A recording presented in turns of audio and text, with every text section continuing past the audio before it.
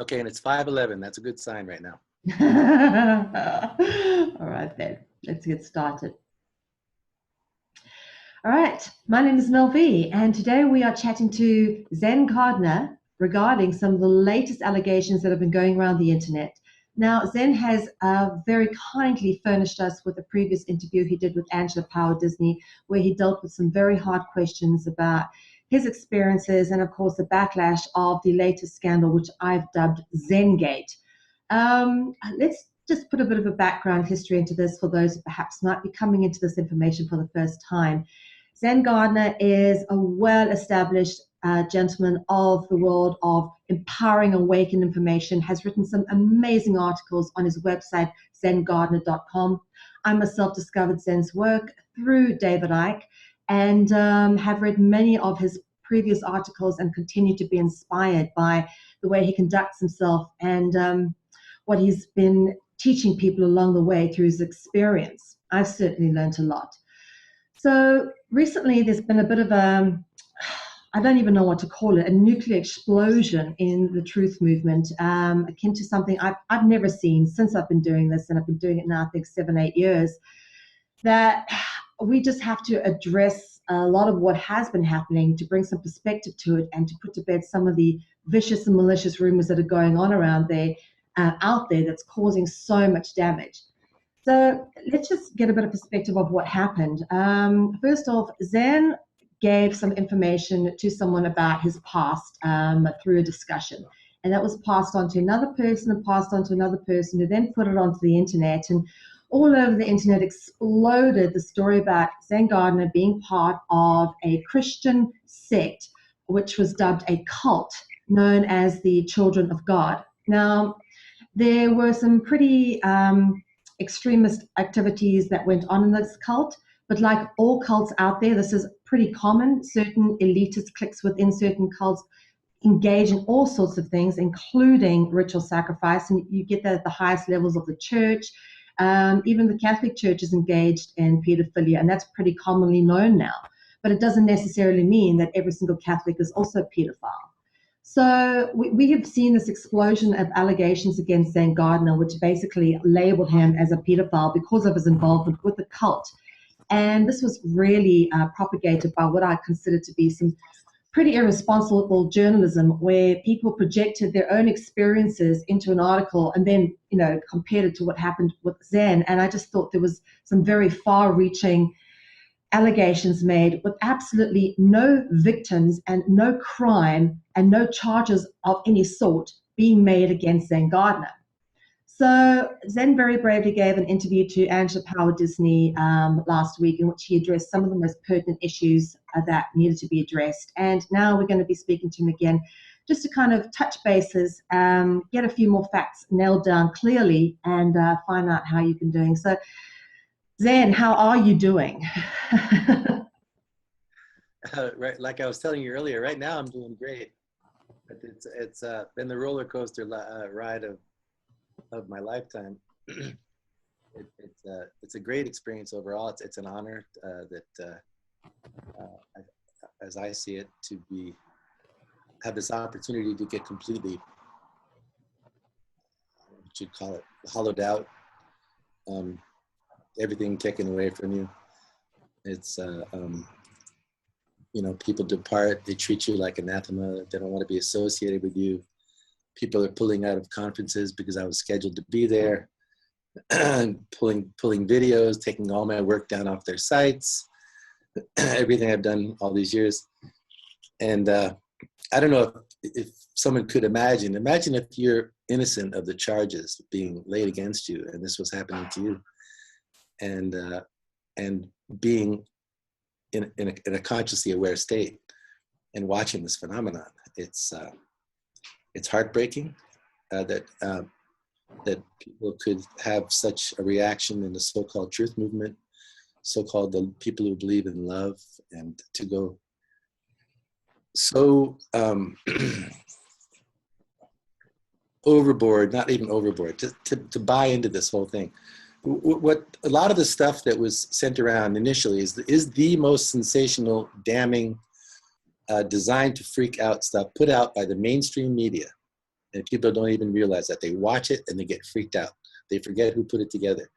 I'm not minimizing what happened in the Children of God. There was child abuse. There were some horror stories, but there were thousands of members who had nothing to do with it. Now, the group was extreme. There was free love. There was a lot of experimental things.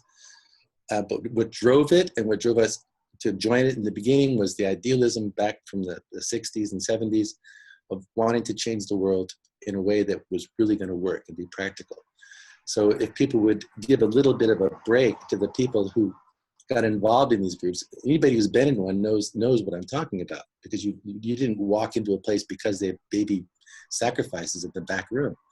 That's insane. And by the way, there was never any sacrifice, that kind of a cult and standing around a pentagram or anything like that. This was very strict Christian-based environment that went wonky, and like all groups do, and I've written about extensively, broadening the whole idea to religions, to belief systems, to government, corporate structures. It's all in, this is the way the matrix operates. So a cult makes a very nice microcosm to study in a way and learn from.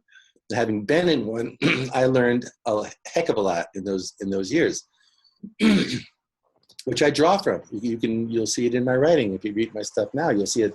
I have a very big passion about things like pedophilia and most of all spiritual abuse. What happens to people when they subject themselves to hierarchy? But within a belief system, it is merciless. It is worse than physical abuse. It is that's excruciating. And I went through very serious stuff those years, trying to sort out what's going on, and I tried to fix the group from the inside. I was sincere. I was idealistic. I am sincere. I have been all along, all my life. I've been a dreamer who acted his dream. Whatever mountain came up, I climbed to the top. If it wasn't it, I went to the next mountain. I don't know what a lot of other people were doing those 27 years. Most people were probably taking coke or playing in bands or goofing around. Most people you'll see in the alternative media had corporate jobs, and they woke up from that. I don't hold that against them. But for some reason, this really catches everybody's imagination. And in my opinion, it has everything to do with the spiritual aspect. That as everybody is well aware, whether you call it transdimensionals or what, or even just the occult aspects of our world, they would love to take down all the good work that the alternative movement has created. Well, guess what? This is I'm getting complaints now that people are getting shouted down because of their association with me, because I'm an anti-Semite. It's totally out of control. Allegations that crazy stuff is coming out, just like you see in the mainstream. Yet our people, I thought we had a community, but apparently it was not very well grounded. And that's what's blown my mind. It's like that people would react this strong. Most people, there's hardly a person that contacted me personally to get my side of the story. And they're writing damning articles, going into detail, claiming all these things about me. Horrendous stuff. Not a word with me, never asked me anything. Is this true? No benefit of the doubt. Like we were talking about earlier, there's a lot of jealousy involved. There's a lot of pride. There's a lot of self-righteousness. There's a lot of stuff like that. And there's also really bona fide inquiry, like what happened? What's going on here? And I'd love to address those people, because they deserve to know as much as possible to their satisfaction what really happened, and fill in some of the blanks. There's no way I can fill in 27 years of experience and satisfy everybody's curiosity or genuine, wanting to understand better, because they want to handle it. This is throwing people for a loop. Excuse me. It's very disturbing news. I would be disturbed too if I wasn't the guy, and it was somebody else. Like a dear friend, I sent you this letter I got today. Dear friend I've been living with in Uruguay, we shared a house with, and she said, man, this is incredible what's happening to you. She said, if I didn't know you all these years, she said, I don't know if I would have bought into this. I might have, but she knows me, and she knows everything about me. And she said beautiful, beautiful things about my true nature. She knows me. These people don't even know me. So what happens is, the fear jumps in, the paranoia, and there's other things that'll jump on that and heighten. You know how it is when you get afraid or jealous or anything? It gets heightened because we tune into the wrong side. I'm trying out fast. So anyway, these phenomena, this is what I write about. This is what I study. This has been my life. So when I watch this happen, and I happen to be the focal point of it, and I know the truth of this story, they don't. And they have to take my word for it, or just their imagination runs wild, or they'll always be in doubt. That's fine. They're entitled to. I can't prove anything. I can't give you a handy cam showing my whole life what I did and didn't do. But I wouldn't be afraid to show anybody the whole movie. I'm not perfect. I've blown it. I'm an idiot. I've been naive. Even in this, I feel very naive how I've approached the alternative community. I really had this open faith, and yeah, we can do it, and the awakening and all this kind of stuff. And this comes back like this. I go, wow, we haven't come very far at all. It's super disheartening. So, even though I'm the focal point, I'm not trying to freaking divert this information. I'm just sharing my heart. This is what hurts. This is okay, my life's demolished. Well, like I said, I don't even know if there's people trying to contact police. There's, it's gone haywire. So you don't even know, what are you basing this on? And, why don't you look at what I've done, my work, and, try to look at it from the other side. And people will not. People who are set in their way now, friends have tried to entreat them with letters saying, look, this isn't what, these spiritual types who, put themselves up as knowing about this stuff. They won't even look at something. They'll say, who are you? I don't know who you are. And there'll be a letter from someone who's very spiritually grounded. They'll say, are you kidding? I'm getting all these emails. These are people who really know stuff. That's how the media gets their stuff. You can say what you want. Remember the Kuwaiti girl that claimed that the babies were being killed in the incubators? Yeah. All you need is that story. Now, we all know it was bullshit, but people bought it. And this is what's happening here. The alternative community is buying anything. It's sensational. But this speaks to something else that I think is really extremely important. And this is the internet phenomenon. This artificial intelligence is getting a grip on people. They believe in anything they see. They think they research, they get stuff, and they're little armchair generals, which everybody's prone to do, reading stories, sending stuff around, don't even read it sometimes, and just amassing information, and don't realize they're getting infected, that there's stuff in there, that there's, just like people talk about Wi-Fi, or you're watching your television, it's got a carrier signal, you're getting bombarded with brainwaves and stuff. The internet is loaded. So I'm not saying that to justify myself, but I know for me, I'm glad, because this is getting me off it. I'm going to go lay back, get off the internet. My site's going to go stagnant. It'll, the people can get to stuff. This is a great opportunity to just get away from this. And this is happening to a lot of my close friends, the same thing. They're coming to that realization. Some of it partially because of what happened to me. So this is insane. Yeah. Who wants to go swimming in a pool with piranhas? But I don't want to broad brush either, because there's people with really sincere questions. I've got readers for years who they're brokenhearted. They go, no, we love reading your stuff. We don't think you're a guru. We can't possibly imagine this is true about you. We don't know, but we're not like cult members. We just love what you've shared, and it's helped my life. And these people are gonna, I'll stay in touch with as many as possible, but and I'll be around. I've got more. This is blowing my mind. I'm learning so much so fast at this point.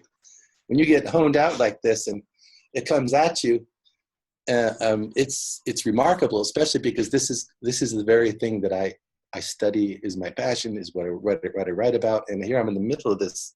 It's like you're in a fire hose going down your mouth, and it's wow.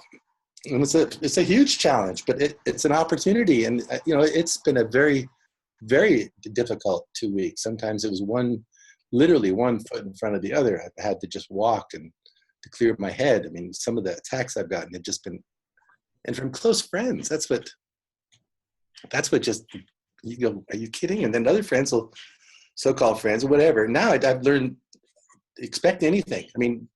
anything can happen. Somebody can be your best friend one day, the next day they hear some rumor, they go, no, I knew it all along.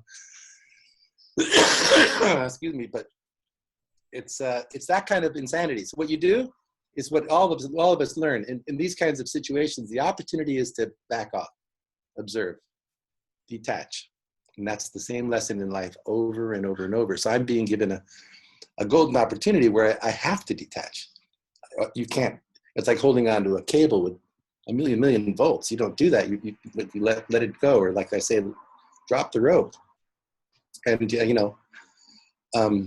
back away from it. But this frenzy and some of the hate and vitriol going around, they don't even know me. And what are they attacking? And what is this phenomenon? And it's not all that way. There's beautiful people that are just sort of watching. They're on the sidelines, and there's other people that are sending me advice. Everybody's got advice for me. Well, you have no idea what I'm going through and what this is. Bless them. I think you really should. Right now, you should really take the offensive and then do this and that, this, that. They have no idea what this is. This phenomenon is and what it's like to be in this situation. But they mean well. But it has to do with this sort of internet attitude. People on their computers and their little office chair and have something to say about everything. And we've lost touch as a result. We've lost touch personally. We don't see each other. We rarely see each other. Everything's internet, and then we go by image. So we're falling for the same thing that the mainstream media did to us that we think we're so aware of. So it's a wake-up call. It's a catalyst. It's a poultice or something, pulling stuff out. It's a wake-up that maybe we could see, whoa, something's disturbingly wrong here, and we need to kind of straighten things out. But it's also good to find out who's who. I mean, honestly. And I feel sorry for the people who've gone off. They're going to regret it because of its collateral effect. It's causing hate, confusion, tension. Excuse me.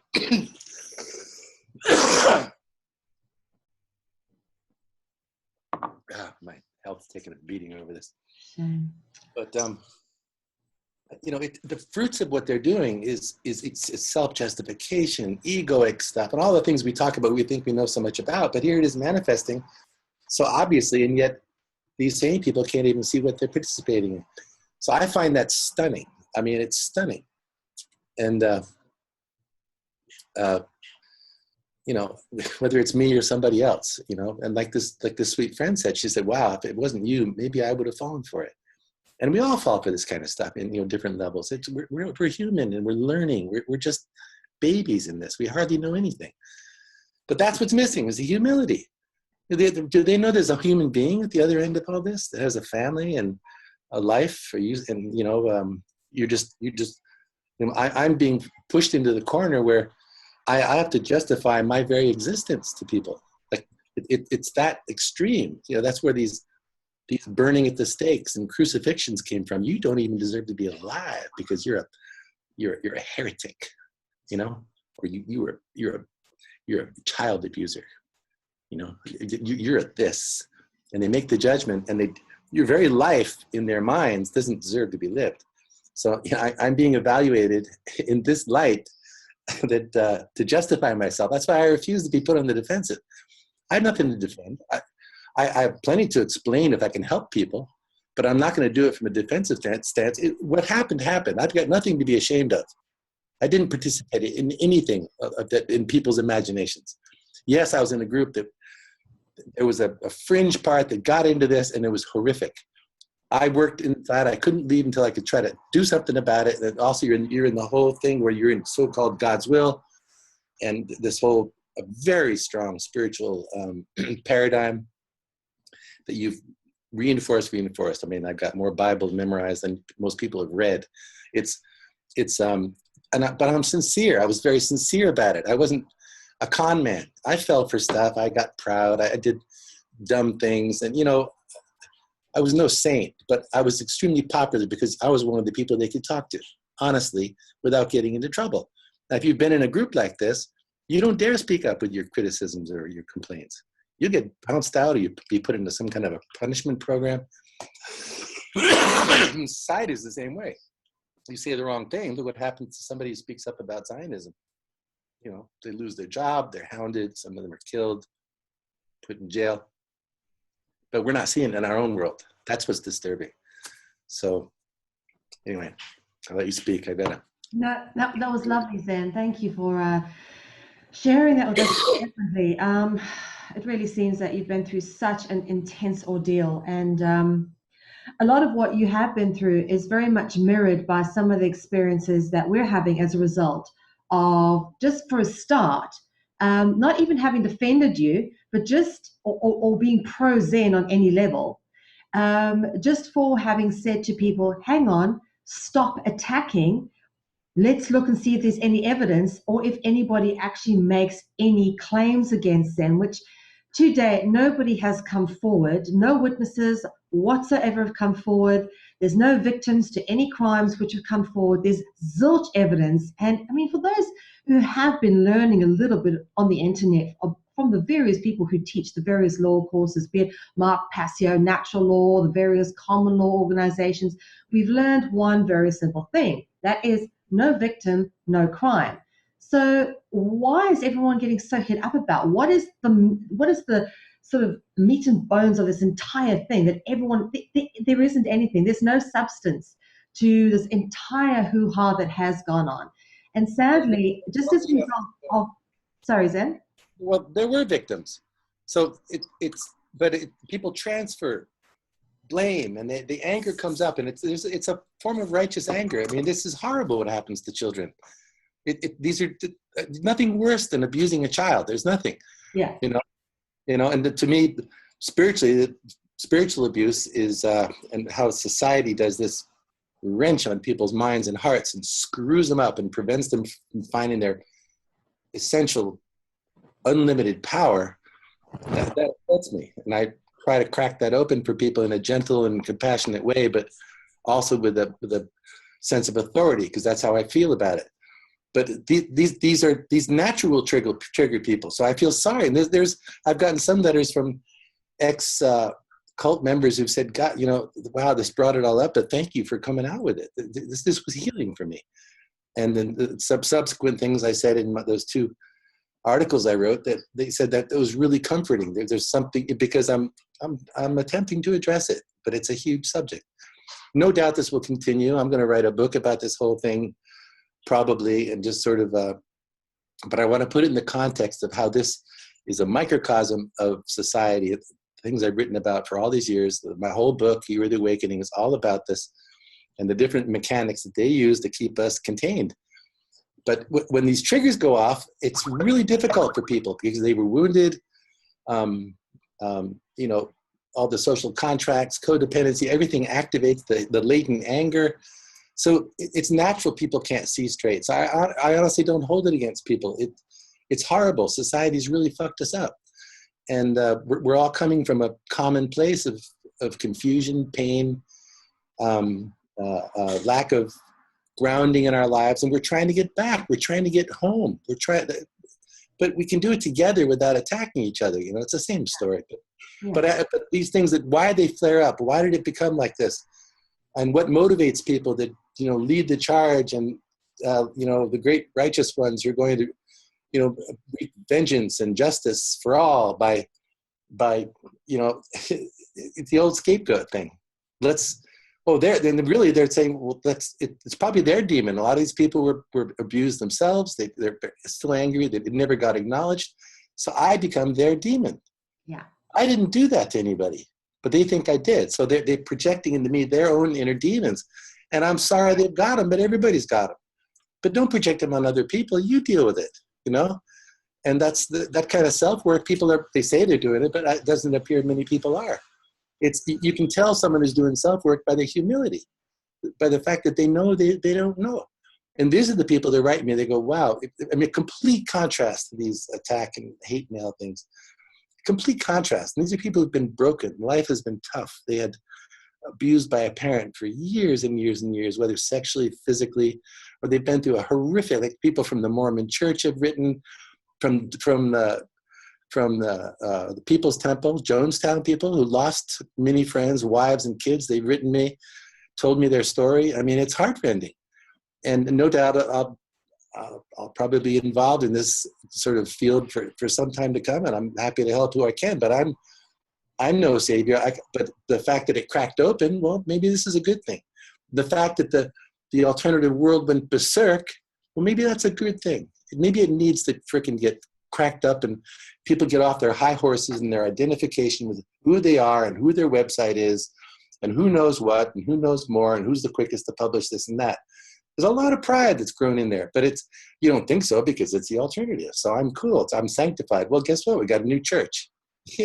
The church of the alternative, I call it the artificial awakening. If it's not heart and it's not continuing to change, and that's the challenge right there. Because we get set, oh, this is it. I'm in the ufology, and the whole thing is this. I know it's from the Anunnaki, and I'm in the good worlds of research, and they're stuck in their world of research. But universe starts to say, well, that's good and everything, but you need to move towards a little self-work, or okay, let it go now. Let's move on to something else and get a bigger picture in the whole thing. And people, no, that's who I am. That's my identity. I'm so-and-so. I've got this website. That's a form of pride and the same old detachment. And that's the challenge for all of us. I'm not above it. This was good for me. Letting go of this, and all this kind of junk, this image stuff and all that kind of stuff. It's good, and when universe comes in and cracks at you like this, wow, you get the point? This is a good thing. If you let go, you better let go, because if you don't, you're going to have a really rough time. But I think this is almost like a group, in a way, a group lesson of this sort of aspect. And again, this is where the internet has reinforced this stuff, and who's who in the net and who's getting the hits. And that's the shallow part. It's more this identity and image and vying for, how long they've been saying this and that kind of stuff. And we all see it kind of creep in once in a while, and we all, fine, we're not going to be perfect and all that, but this is a big lesson. It's a big lesson. We can apply it in sort of this collective, we can apply it to ourselves individually. And when you apply it individually, then all of a sudden everything becomes a whole lot clearer, because that's when the humility sets in. You go, whoa, I really am attached to that. I am, wow, I didn't realize that. But that's the continue. And right now, this shift, this vibrational shift that everybody's talking about, and so many of us can feel, it is doing this at almost an accelerated pace. You're having to let go more and more and more, even as you find some new identity or some new attachment or the way we think we see it, boom, you've moved off it again. So wait a minute.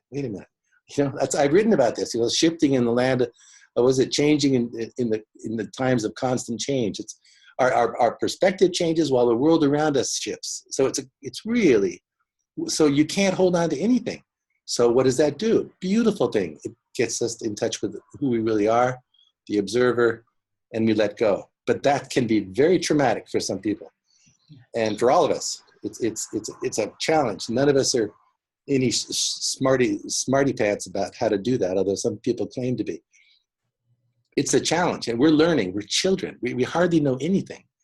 And so as long as we think we're hot stuff, we're in trouble.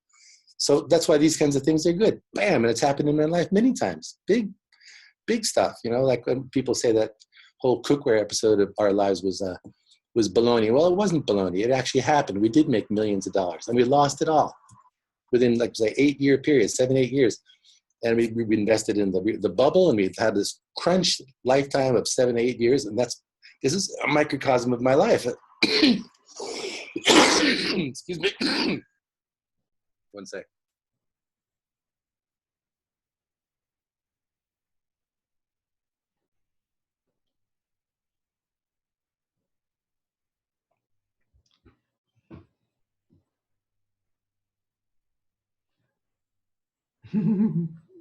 It's a microcosm of my life, because whatever I've gotten into, I went all the way. I'm that way. I'm intense. I'm passionate. So whether it was the Children of God era, this cookware thing, and then we got into investing, we never had money, we got into all this kind of stuff, and it blew up, lost everything. Best thing that ever happened, because you get on the treadmill too, the economic cult. You're in there, and then we tried investing. I was gonna start a foundation and have an income stream, and then take care of our kids and grandkids, and that sort of, got tripped off. and bam, universe came in. And this happened to a lot of people, the economic wake up. That one or 9/11 are two of the biggest. But and bam, we got back on track. And bam, I had my real big wake up as all the pieces came together, thankfully, due to the last smashing. And this whole era started. I started writing, and I started integrating all my writing, my creative gifts and stuff came together. I started writing. I didn't think anybody, I didn't know who'd read it. I wasn't doing it for popularity to make money, for goodness sake. But it happened, and it blew up. And I was like, what is this? I'm flabbergasted. I didn't want to be on radio. I didn't want to even show my face. That's why I wore sunglasses and a hat. It wasn't because I was in the Children of God. I just didn't want to be out there. I had a very intense life. I just thought, so, and then that happened. And now look what happens. This one blows up. But at least I had the guts to climb the freaking mountain. Yeah. And people who criticize, who haven't done that, well, you have no place to criticize. Honestly, they should really think about that. You know, they can pick apart people who are the doers and this kind of thing. It's the same old lesson, but it's offensive, to be honest. When you start getting, you know, people taking you apart who have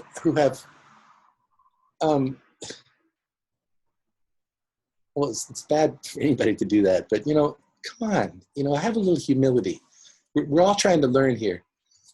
So anyway, my whole life's been like that, and so every time around I get more assurance, more that, you know, I used to call it God, and I had a real deep relationship with what I thought was God. I still have the same faith, but wow, did it wake up into what it really was. And that's a huge one. I've always written to people that caught in the religious paradigm for years, because I will never disrespect someone's faith. I don't care if they call it Allah, God, Jehovah, you know, if they have a real authentic faith in love, that's what it is. If they mistake it for, you know, the wrong deities, or they're stuck on an archon and that kind of stuff, well, that's stuff I can write about and maybe help them. And a lot of people do. So it's sort of a misplaced identity of what this spirit in you sense is. And that's where liberation is really powerful. And that's what I've tried to address. And now, if you understand, I was in the Children of God for 27 years with this sort of misguided but very intense passion and, you know, love of truth and wanting to make a difference. Maybe people would, you know, give me a break that I'm not some kind of a monster child abuser, which is, it's not just offensive. It's I wouldn't know what to call it. It's beyond ludicrous, but it's really misguided, seriously misguided.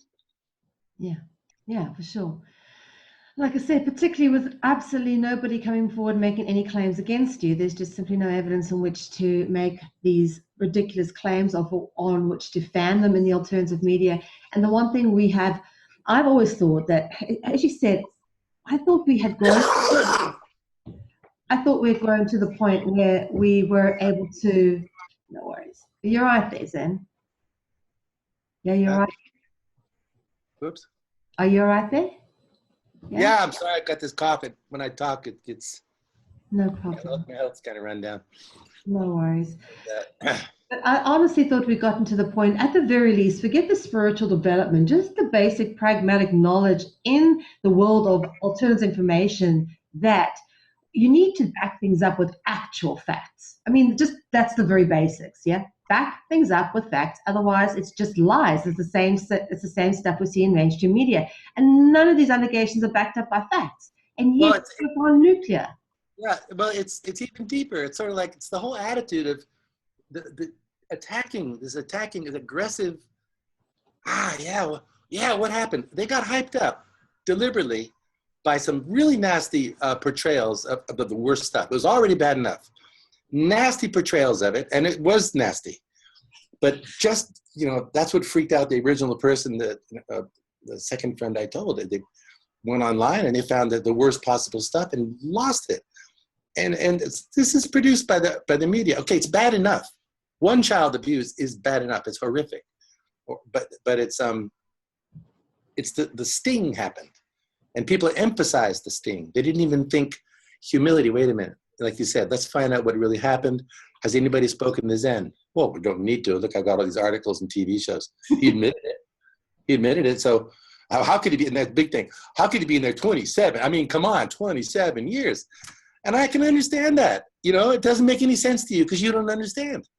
So have the humility that maybe you don't understand and find out first and gain some understanding. And this goes the way we treat anybody, right? You know, parents in the supermarket, the child starts crying and they say, shut up, you know, and, you know, they don't listen to what the child's going through or, you know what I mean? It's this quick reflex thing, put out the fire, deal with it, judge. You know, it's coming from a wrong place. And we all, but the media, but worse yet, these occult triggers, these, they're triggers, but even the reality is a trigger. I mean, because there's our horrible truths of what happened. I'm not denying it, but no way was it as epidemic as everybody thinks it was. It's like you said, it's like every Catholic's a child abuser, but they don't even know their freaking priest is a child abuser in most cases, or they're just blind themselves, or they have this faith and they, you know, they're honoring their faith. Say, well, kind of whatever. I'm not going to deal with it. Most of them don't even know about it, or don't believe it, or who knows. But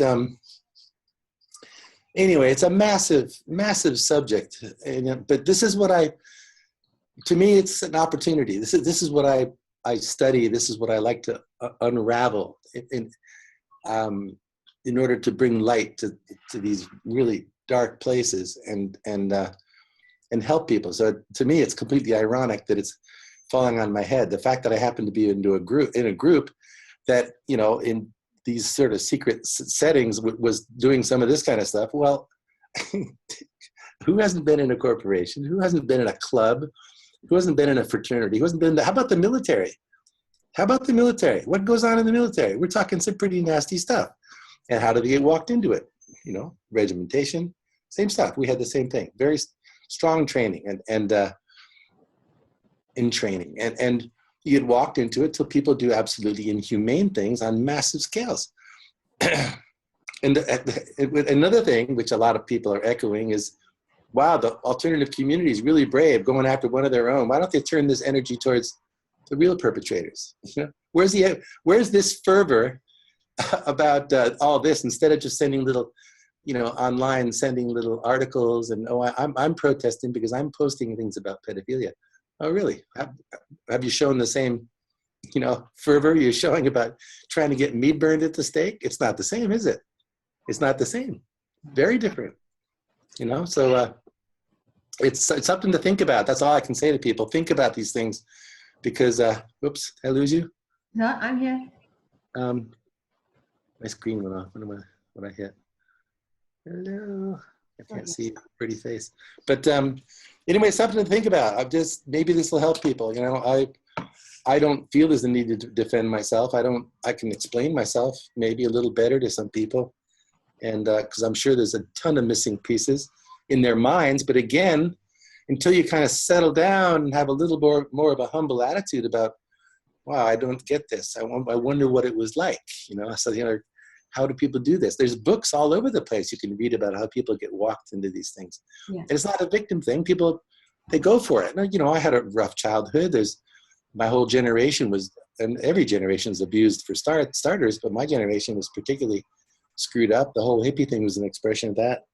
And this search for meaning and spirituality and that kind of thing. And so there was a ton of cults and stuff. And then I've got letters from Hare Krishna people. I've got letters from, and they're very sweet, very compassionate, and they, you know, they get it. They're coming from a place of, yeah, it's sort of like somebody who's suffered versus someone who hasn't. You know, one person's all uppity and sharp in it, but they've never been crushed. They've never been through something, so their attitude is out of touch. It's sadly out of touch. But they really should recognize that and sort of simmer down, because there's real people with real feelings, and these people who've suffered, and especially these kids who are now young adults, for goodness sake, you know, these people dragging all this up and slinging it around. You know what it's doing to these kids? And I'm getting letters from them. You know, it's bringing back all their stuff, even in my own family. It's just dragging it all back up. And I mean, all this can be food, can be fodder, can be good stuff. which we're turning it into, and I'm sure a lot of people, other people are, just to witness this and, okay, well, is this still alive? And is there anything we need to address better, more humbly, more openly? Because that's always the case when there's been abuse, as you know. It's a massive subject. So anyway, I'm kind of wandering around here, but oh, it's good. You're getting it all out. So thank you for your candor and honesty. And I'll be honest with you, one of the reasons why I automatically didn't jump to the worst conclusion and I gave you the benefit of the doubt was because I myself have had in-depth experience and through experience personally or through other people's experiences of cults, how they work, and the understanding of it. And I have such admiration for anybody who can escape the conditioning and programs of a cult, especially after such a long period of time. And I actually specifically knew somebody who escaped a Jehovah's Witness cult after 25 years. That gentleman was actually the publisher of my first book and got into a lot of trouble for publishing my first book, which was banned in my home country. So I have obviously always respected him and his journey and what he went through, helping me out. And his book Cults really made me understand. I'm so grateful for having read it because it gave me deep insight into assessing the situation that you were in and being more compassionate to first what you had been through, and secondly, the kind of lockdown mentality that you're in whilst you're in that environment. People can't judge you for your actions when you're there. You barely. It's like Noam Chomsky always says. People do the wrong. People do wrong, but they don't even know that they know. They don't even know that they don't know that they're doing wrong, kind of thing. You don't know that you don't know because you're in that situation. So why would people at this point, after all I've done and tried to do, and my words speak for themselves, why would they look for the bad in me instead of the good? What makes them look for what's wrong with me and some evil out of my past? Even if the worst evil was in my past and I was a murdering rapist or something, well, if I changed, forgive me. Yeah. Isn't that what it's all about? Isn't that sort of a form of love, forgiveness? But I mean, in this case, I'm not guilty of something like that, yet by association or whatever thing, the same heavy-duty judgmentalism. Well, that's how the matrix works. It's all law. It's legalism. And like they say in the Christian world, it's grace versus law. Grace is a gift of love. Law is exacting, meet conditions, and it implies hierarchy. And that's what people do. They go into the left brain, dark, sort of the control spirit. Yes, this is wrong. You must go get him. He must pay. He must pay. For all you know, he paid for it 500 times with what he's been through. But oh no, that's not good enough. We must fry him. We must fry him in the media.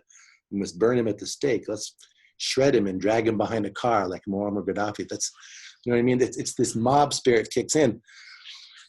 And it's ugly. It's very ugly. And but it's sprung up by all kinds of things, whether it's certain people going off with certain types of triggers, jealousy, personal issues that they externalizing, all kinds of stuff. But that's not what people think about. They think about, got it.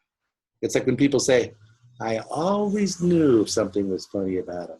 Or I had some guy, I was at AV7 giving a talk, and one of the speakers was telling people, you know what, he was doing occult signs with his hands while he was talking. Or this guy, one particular person who's written a lot about me, he said, oh yeah, watch him. He's doing NLP while he talks. Watch his eyes. He's shifty. You can see. You can't. You can look for what you want and see what you want. That's how it works in this world. If you want to project something out there and see it, you will get it. It's so. I mean, it's ludicrous. It's comical, and yet these are people who set themselves. It's like I liken it to they're all scrabbling to be on the dais of the Sanhedrin, to judge this hypocrite. He pretended to be a so-and-so, but really he was a monster. They call me a monster. Yeah. Look, do you know everything you're talking about now? You know why I sit here, and because of the fact that obviously our association to you, not attacking you, and of course you broadcast on our network, we have been attacked exactly the same way you were. And people are trying to find every reason to vilify me. They're dragging up things like my relationship to my husband, which has nothing to do with the situation with you. Exactly. You know, Exactly. Just, it's the worst possible things they can do. And it's like this complete judgment and dissection of everything. There's a whole YouTube trolling channel set up to me, and they make 3 to 4 videos a day, and they drag you into the fact that I'm protecting a pedophile and all sorts of stuff like this. I mean, it's just gotten the hate mob that has ensued has been categorically just, for one thing, very disheartening, because I just honestly thought that when I got involved with the truth movement, all the alternative media, genuinely there were people along this road who had gotten to a point where we were able to work together, be more discerning of information, and not engage in this kind of real low-level backbiting bullshit. I thought I'd moved past that when I left the mainstream, and clearly it's still here. it's very sad. It's very sad, and that you know, and I don't mean to be patronizing, but it is very sad, because you know, a lot of these people were very good friends of mine, and the initial people that went boom, it was like I was very close to them. We were corresponding for years. One guy who was the initial disseminator of everything horrific you can imagine and triggered other people to start writing. He wrote one of the most profound reviews of my book, You're the Awakening. He said, this is going to be, I mean, and this is a guy I really respect. He's been a very, very profoundly, I thought, grounded and level-headed guy and everything. So there's some, I mean, obviously it triggered something in him. So, and I hope it works out for him. But he said the most profound thing. He said, this is going to be a book. They're going to look back from the future and say, this was what, you know, this book is going to be one of the things that turned the tide, or something profound. But he is not inclined to do. He's not a gusher. He's a man of very few words, except recently.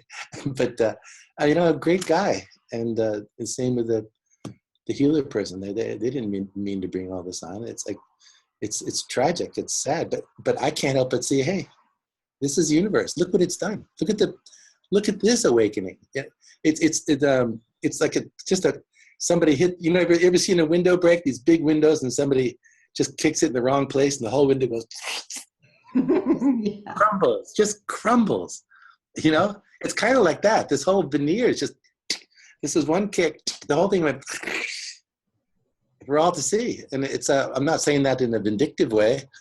It's just remarkable. It's remarkable, but it's cool. It's an opportunity. You know what? Let it go.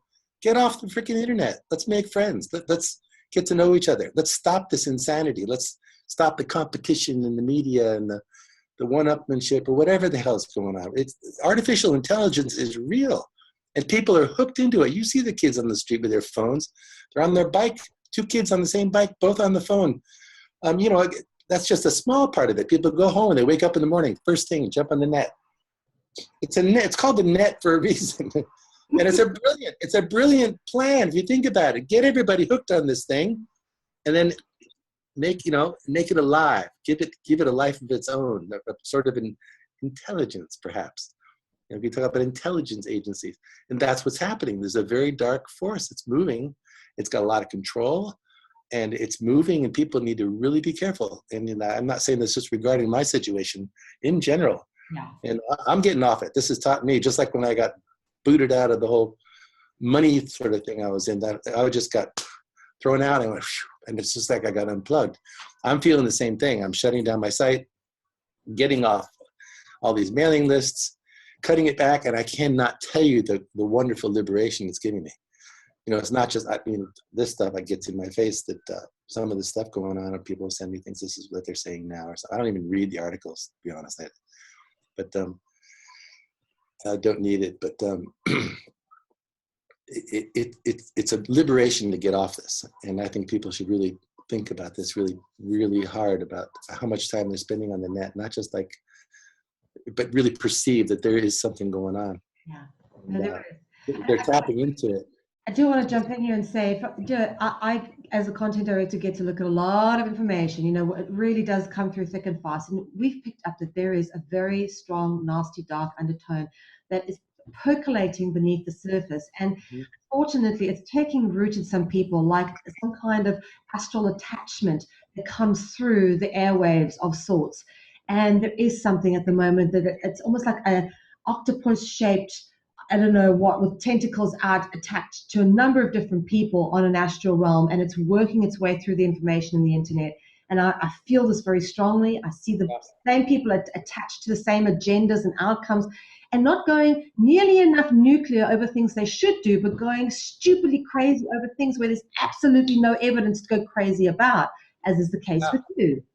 Well, but it also has to do with a lot of these professed, you know, channelers are kind of like the farthest away, but people who profess to know all this the psychological workings, and you know, and they claim to be healers and understand all these things, and they develop their following has a sycophancy to it that you know, sort of gets pulled in, and yes, I'd love the way you explain, and there'll be a ton of truth in it. You know, I mean, you've known people like this. They say, you know, all you need is love, and or say a few things. Yeah, man, detachment, and you know how it is. You know, everything's one, and you know, your eternal potential. So, wow, this guy really gets it. You know, a few phrases, and we'll judge somebody. Oh, they get it because they said the buzzwords. You know, yeah. Or if somebody says the wrong thing, they don't get it. It's like we're too quick. We're too quick to judge. And then it's like in situations like this, you find out, whoa, people I thought were friends weren't. Others that weren't stood up and said, whoa, I get it. You know, I mean, it's not friend, non-friend, but it's that kind of thing. But it's remarkable. It's just remarkable. It's tragic. It's tragic, but it's good. It's good because even like the smashed door and all the pieces come down. Guess what? It was just a glass door. It was an illusion. You thought it wasn't anything, or you thought it was this, you thought it was that. Well, guess what? When it gets removed, bulldozed, you find out what's really essential, what's left. Yeah. You know, whatever was permanent is gone. Well, that's good because nothing's permanent. You know, it's a world of impermanence. So that's what happens. You know, that's like dying. We're going to pass here. Our bodies are going to end. Yeah. Physically, and people, they say, oh, I'm ready for death. And then when it gets close to death, it's a different story. But anyway. Yeah. Well, then where to now? I mean, you had this amazing reawakening. What are you going to be doing next? Well, I'm going to be spending time. I've started to do this. I saw this coming in my life the last 6-8 months. And that's one of the reasons I've been traveling and taking more time off the internet, and more time in nature, doing some, you know, sacred breaths, spiritual, using some earth medicines, and spending more time detaching. But I really wasn't doing it, call it enough, because when this happened, I was like, wow, okay. I still am really attached to this. There's, you know, I realized the website, and you know, because it's a lot of work. It's been a lot of work keeping that website going and current and appropriate, and writing my articles. But I love writing, but the other stuff was kind of like a community service. So I wanted to put stuff out there that sort of peppered in and sort of gave a picture, but kept it on the spiritual side. But it's a lot of work, but it's available. It's sort of like now, it's time for the next generation to run with the ball. You know, I've done what I could. I'll continue to do what I'm called to do. We'll see what happens. You know, I'll still maybe do some interviews and stuff, but the website's going to be down. Maybe I'll open a future blog or something. I don't know. But right now, I'm not even going to think about it. I want to spend time in nature. I want to do serious self-work and take advantage of this, and just enjoy the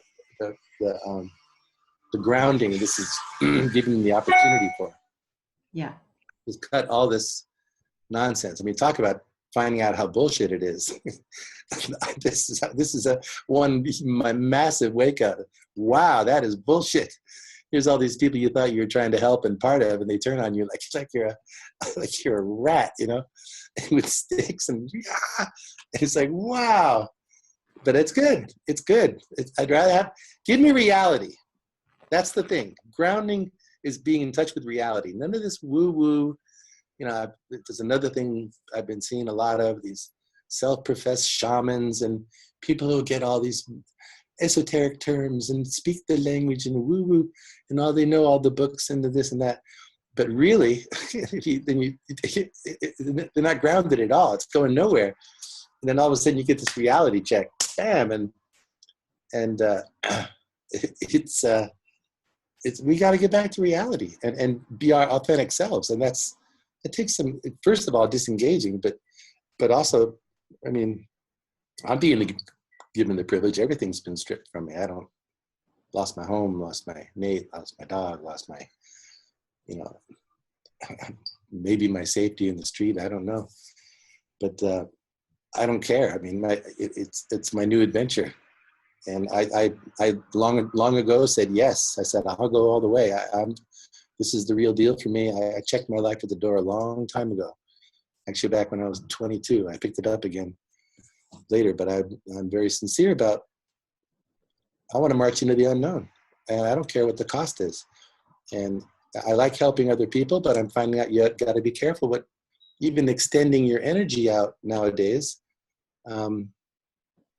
It's a different dynamic. You know, you can extend out and pick up stuff, or maybe thwart somebody's growth when they should be doing it for themselves. It's not time let them find it. So, you know, there's a lot of dynamics like that. So, but there's a whole range of wonderful people who are getting it. And I think it's time for them to sort of pick up the torch. I mean, they already are, but get more active, be more committed, leave the stuff, spend more time doing what's really important. And that really is the part that's the most wonderful. And that's finding out how wonderful life is, how much potential we have, dwelling on the positive, disengaging, stop talking about all the gore and the false flags and, you know, excuse me, got a cough.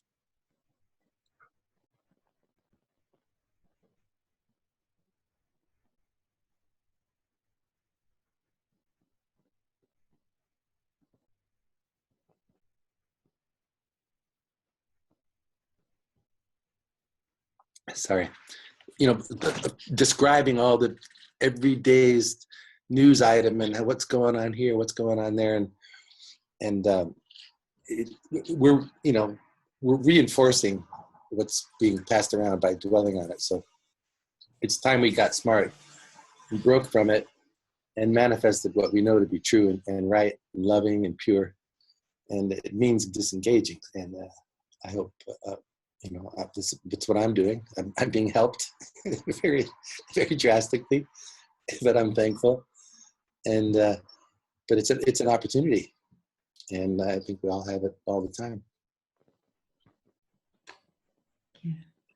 Well, is there anything else you'd like to address before we close this off? I don't know. I really get emotional, but very sweet people. Shit. I want to thank people who've been so sweet. It's been really big, huge. The love and the compassion and understanding that many have shown. It's really kept me going.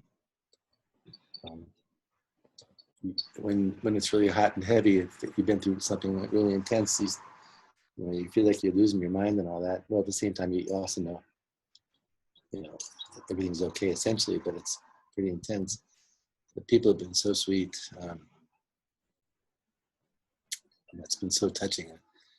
I'll tell them thank you very much. And I'll stay in touch. Yes, you better, Zen. I want to thank you as well for providing us with an amazing learning experience too. We've learned so much through this, and of course we've been very touched by the way you've handled it. You've taught me so much in terms of how to go about this in a dignified manner. And it's really when we are overcoming adversity that we're given the chance to shine, and you've taught me that in a big way. So thank you very much, and thank you, brother, for the amazing journey. Oh, thanks. It's very kind. You've been so supportive, you guys, and I can't tell you how much that means to me. That, and I know you take a lot of hits for it. It's amazing how people, even commenters who stand up and say, "Wait a minute, this isn't right," or they not like, it's not like for me or against me. It's just like for decency, and they'll just get jumped on, and you just go, "What is going on here?" But a lot of people are getting attacked hard over this, and now, and obviously the other things would love to keep accelerating this, make it even worse. Let's make it bigger. Oh, we've got something really cool here. We can really lambast the alternative media. Now we got something. We got a child abuser. Look, they're all hating this guy for whatever reason. Let's jump on it and blow the whole thing apart. And that's what's at risk. But on the other hand, like I said about the window, maybe it's getting blown apart anyway. Maybe that's good. Reform, move, loosen up. Get off the negativity and the dwelling on the pain of the world and all the horrificness. And how many times you have to hear about some of these subjects to get the point. And then we're just reinforcing it by repeating it. We're becoming the repeaters we call the media. So we have to stop it. We have to have some discipline and say stop it. And it's a drug. People they're mainlining this stuff. They're mainlining the internet, and they're into this world. There's a time for it, but boy, this is a real good time to back off, and you'll feel it when you back off. For me, this last couple of weeks, as I backed off, I've had to attend to a lot of stuff. Now I'm closing the site, but wow, you're getting away from it. You feel it. You feel, oh my goodness, there was an energetic attachment, not to your screen, but to this information field. And if you back off from it, and not just say, I'll put it down for a day, but really let go of it, and you change your whole habits and what you look at, and just really have that sort of determination, you will feel an energetic change that'll blow your mind. And it's very liberating, and very revealing to realize, oh my goodness, I fell for it. I was in there deep, and even it doesn't matter your intention. I had really good intentions, but you get your hand in the goo, you got the goo. Yeah. And it's going to climb up your arm before you know it, and because it's toxic. Okay, there's good information, but watch out. It's a carrier signal for other stuff, like you said so well. So anyway, yeah, I wish you the best. It's a wake up, and it costs. I mean, this also has been likened to me like pruning a bush or pruning a tree. You got this alternative world of all these crazy wild branches and everything, and all of a sudden, like a big storm or whatever, the gardener comes and trims the whole tree, but it grows back stronger. It looks dramatic. Wait a minute, you're ruining the tree. No, there's a time to prune the bush, and maybe this is a pruning, and maybe this is that sort of a process that's going on. I don't know. I mean, people say you're the last guy to be talking about this. No, actually, I'm the first guy to be talking about this, because I am experiencing it, and I can see it from a very clear perspective. And this has nothing to do with self-defense, because my world's blown up. So that's what people don't get. Anyway, I hope that helps people. Yeah.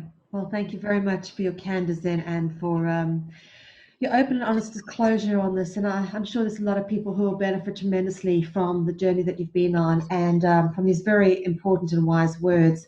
There is definitely a very dark, amorphic field working within the world of alternative media, trying to suck in vulnerable minds and draw them into cult sort of ideologies, which whip up hate mobs and get people bought into fake realities and alternate timelines and this kind of flat earth mentality, which I think is quite dangerous. It's very distracting, and it's hurting a lot of people.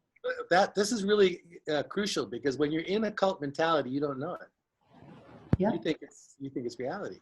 Yeah. And that's what was me. I was in a cult mentality, but I thought it was the answer. I thought everybody else was out of it, and then they were too. It turns out everybody was out of it, but that's the thing. You don't know it when you're in it. And isn't that the Matrix? Isn't that every little paradigm, big paradigm, everything? You don't know it when you're in it. And we think we're so smart. And that's where humility comes in. You realize when you don't know, stand back a little bit, and then you start looking a little more clearly and go, whoa, this is I'm starting to see, read a little bit, take some time off, read some